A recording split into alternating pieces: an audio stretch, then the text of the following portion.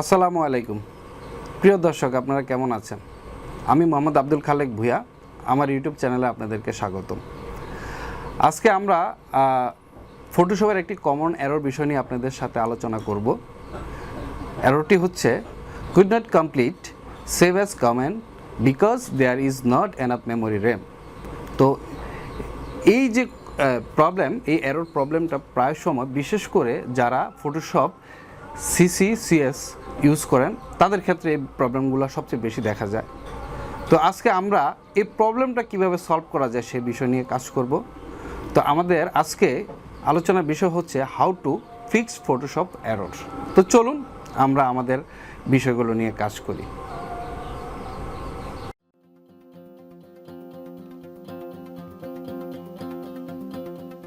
সর্বপ্রথম আমরা Photoshop open করব এবং চেষ্টা করব কি এরর মেসেজটা আসে দেখার জন্য।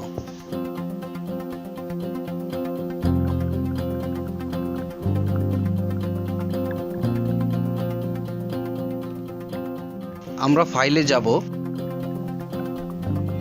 নিউতে গিয়ে আমার কাঙ্ক্ষিত সাইজটি দিয়ে ওকে বাটনে ক্লিক করব।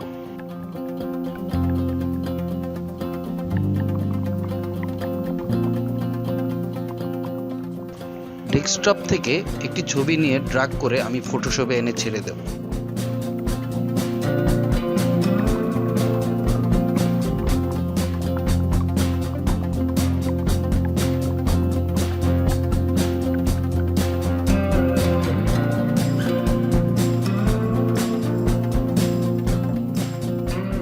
যখনই আমি ছবিটি রিসাইজ করতে গিয়েছি, দেখতে পাচ্ছেন এররটি শো হচ্ছে। চলুন আমরা কাজটি করি।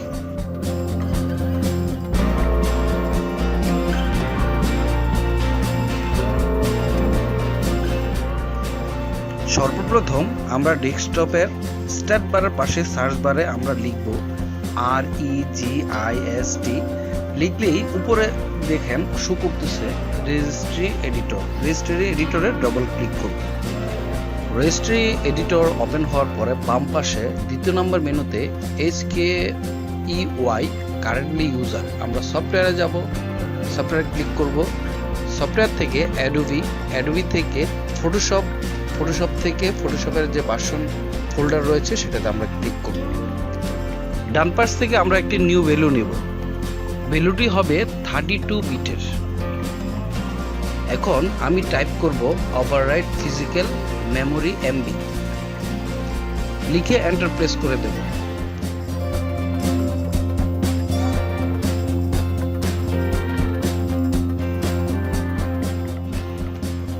ওভাররাইট ফিজিক্যাল মেমোরিতে গিয়ে আমি রাইট বাটন প্রেস করব। সেখান থেকে মডিফাই যাব। মডিফাই থেকে এডিট 32 ভ্যালু থেকে বেসে গিয়ে ডেসিমেল সিলেকশন করে দেব। ডেসিমেল থেকে আমি 16,000 ভ্যালু দিয়ে ওকে দিয়ে বের হয়ে আসব। বাস, আমাদের কাজটি হয়ে গেল। এবার আমরা ফটোশপটি ক্লোজ করে দেব। ক্লোজ করে নতুনভাবে আমি আবার ফটোশপটি ওপেন করব।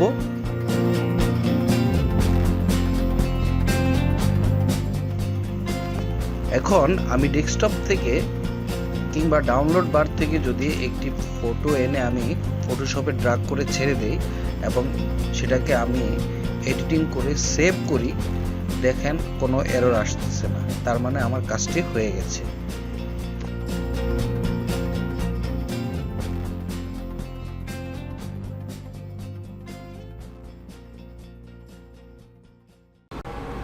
তো আমরা এতক্ষণ আমাদের এররের বিষয়গুলো কিভাবে ফিক্স করা যায় সেই এররের বিষয়গুলো আমরা দেখলাম এবং আমরা আমাদের প্রবলেমটা আমরা সলভ করেছি।